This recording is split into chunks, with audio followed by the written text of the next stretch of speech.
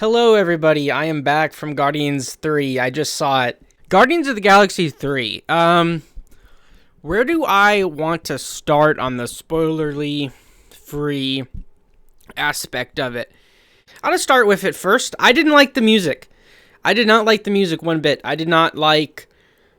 I only liked like one or two songs. I thought a lot of the time the music felt out of place and kind of weird. I'll describe it as the first 15 minutes, I almost felt like I left my Spotify playlist on. Like, I walked into the movie theater and I still had my music playing. Because the music felt weird, and at times, like, the music... Like, okay, several times throughout the movie, the music, like, goes down to, like, where you can, like, almost barely hear it playing out of one of their earbuds. And, you know, it just seems to me kind of like... Why is the song still playing in the scene? And why does it sound like, oh, crap, I left my phone in my pocket and then the song's playing still? Like, there was one scene of Gamora where she was, like, kneeling down on a pond or something, and there was just, like, a slight music playing behind it, and I'm like, what does this serve right now?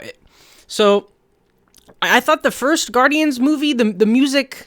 meant something. Like there was, you know, the mixtape behind it. There was the meaning with his mother, and you know, he opened the second one, the second volume at the end of the first movie. You know, it was very about the music. This one, there is very little to no mention of the music from the characters, like at all. I mean, Rocket just sings a little, but the songs to me felt out of place. I just didn't jive with them. And maybe that's because they did a lot of, like, 2000s era, 90s songs, and it just, that's not my music scene. That's not my music type. There are scenes of big spaceships blowing up and things moving and all that look good. And it's actual good CGI. I mean, a lot of Marvel CGI can look really rushed and kind of blah. Like She-Hulk, I still have nightmares of the episode or two I watched of that. You know, so I still see the CGI, and it's pretty good. Yeah, I mean, it's nothing groundbreaking. It's not like they're going to be talking about it like it's Avatar. Going, oh, you need to see it for the special effects. It's just... something that doesn't take away from the movie, which is surprisingly more common nowadays than CGI that adds to a movie. So another, I'm not going to call it a nitpick, just another complaint, is really the character arcs. This is going to probably be a little spoilery. I might get that word sometime in this video.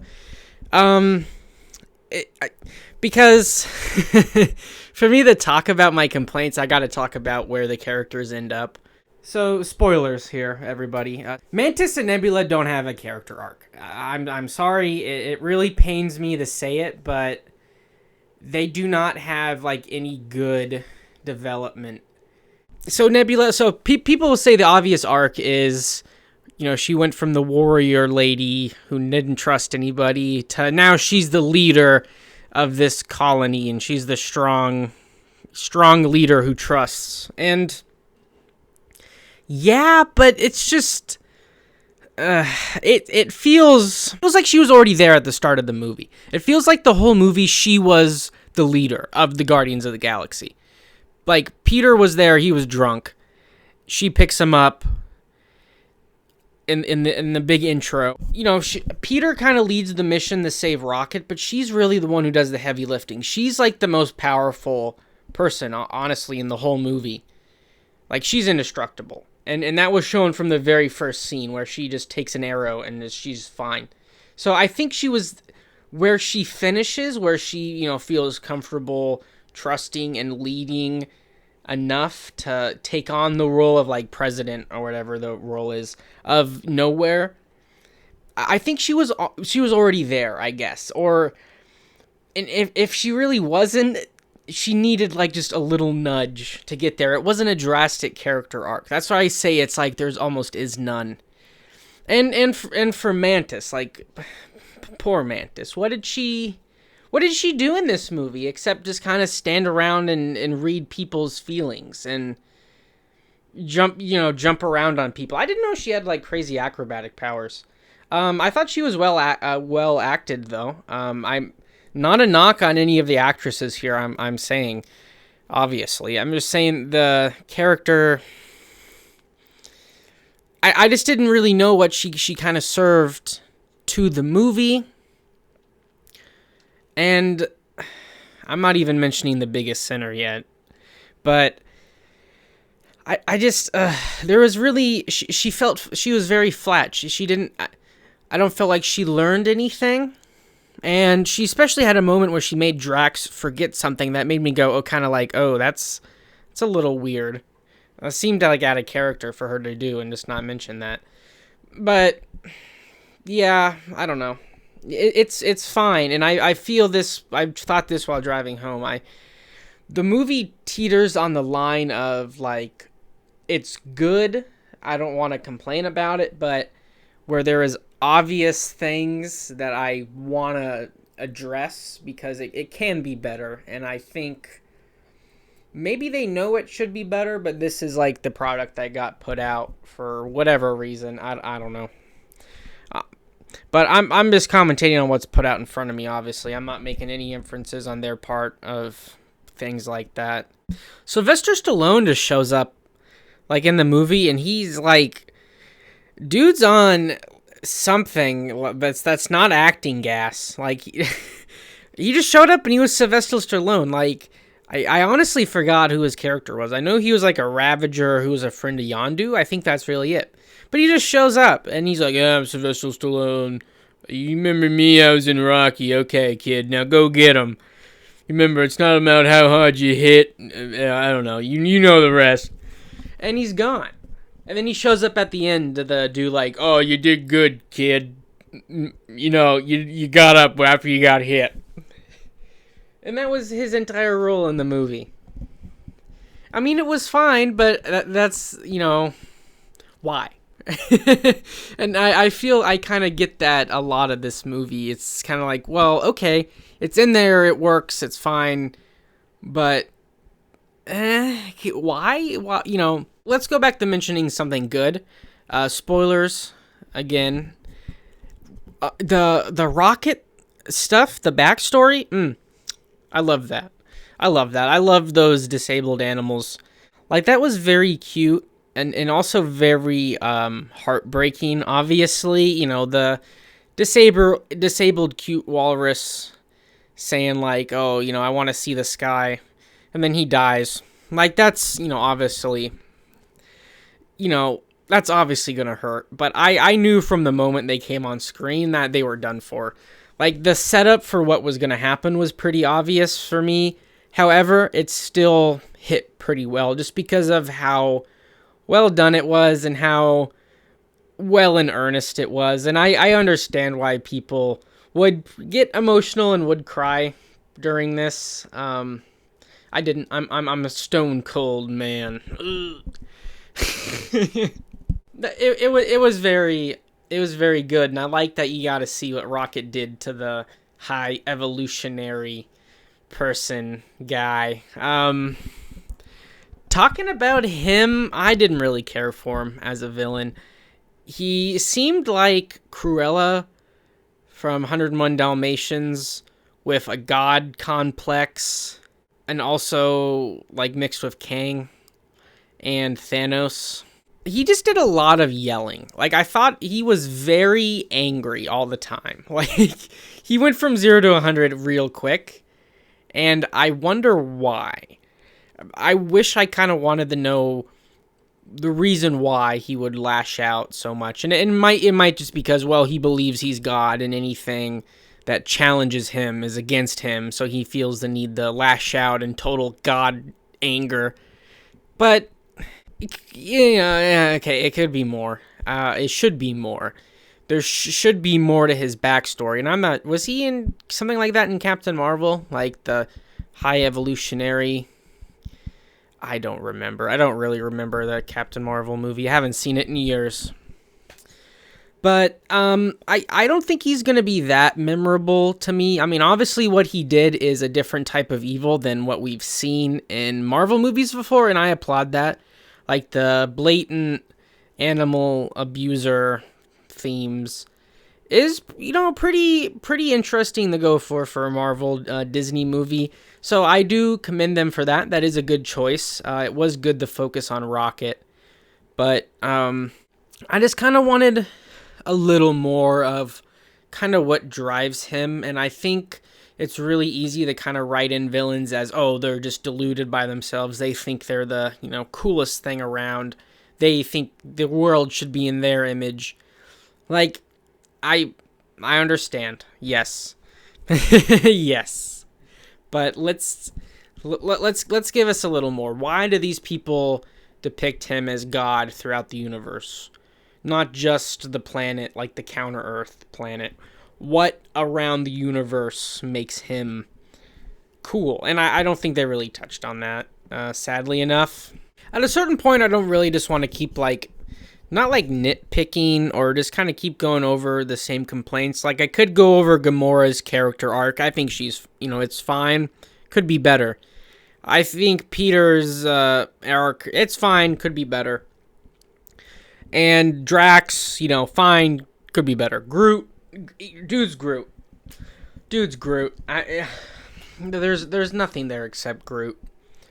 And so I've saved the biggest offender here, the biggest oopsies of the movie, the thing that really makes me go, Adam Warlock. And I was kind of expecting them to go this way, and I'm not mad, I'm just disappointed. That's really all I gotta say. I gotta be the mom who just goes, I get it. I get what people are gonna say. That, oh, he's just a baby, he just came out of the womb early, or the womb pod early, he's not fully developed yet.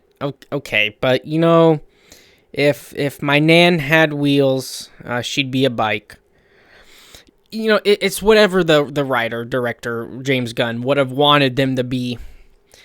Because he could have just been Adam Warlock, like full-ass cool Adam Warlock. And I don't get the people saying that, oh, it's the power level. If you have somebody who can come in and solve everything just like that, it doesn't make for an interesting story. Okay, then don't make him come in and solve everything all at once. It's as simple as that. Write something for a reason why they're currently not using their powers to solve everything. And don't make it just because, their powers dampened. They could have had a full-powered Adam Warlock in this who's not using his full powers because he's, still unsure of the situation or, stuff like that. He could still be a little loyal to the High Evolutionary for some reason. He could still be unsure of the Guardians and doesn't use, full force. Because, he obviously was very powerful in this one, but he just didn't know what the hell he was doing at any point. They did the, I'm tough, you fall over gag. 2 times. 2 separate times they did that gag. And it got irritating, seeing him just flying into something and just the smash up against the wall and fall down. And it's the thing where it's okay, if they're going to use him in another movie, fine. Just use him in another movie. You don't need to put him in this one to establish his character. At a certain point, if you're 30 films in and 17 bajillion TV show series into a universe, you don't need this set up characters. At a certain point, you don't need to. I just have Adam Warlock show up and be like, I'm Adam Warlock. That's it. You can do it. I believe in you. You had Howard the Duck show up. Nobody's walking out of the theater going, oh, who the hell was that duck? There was a duck at a poker table. They were playing sabacc. Why the hell was there a duck? Nobody's going to care. So just, they didn't need to have him be just a little baby guy. Because I'm not even an Adam Warlock fan. But it makes me upset. Am I weird?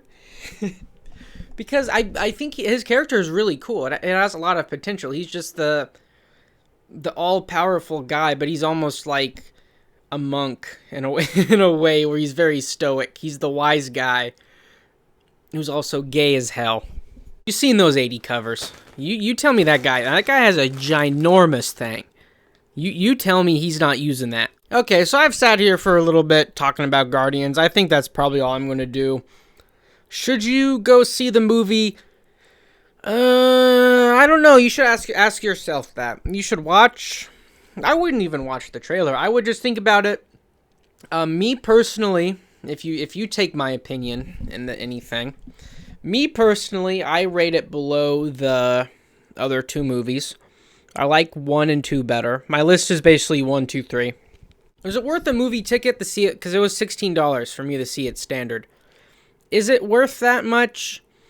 I'm not sure.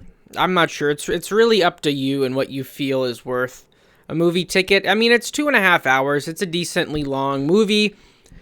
It's not a must-see in terms of plot in the Marvel universe. It's not like, spoiler alert, I guess, Galactus and Silver Surfer and all the X-Men don't show up and be like, ugh.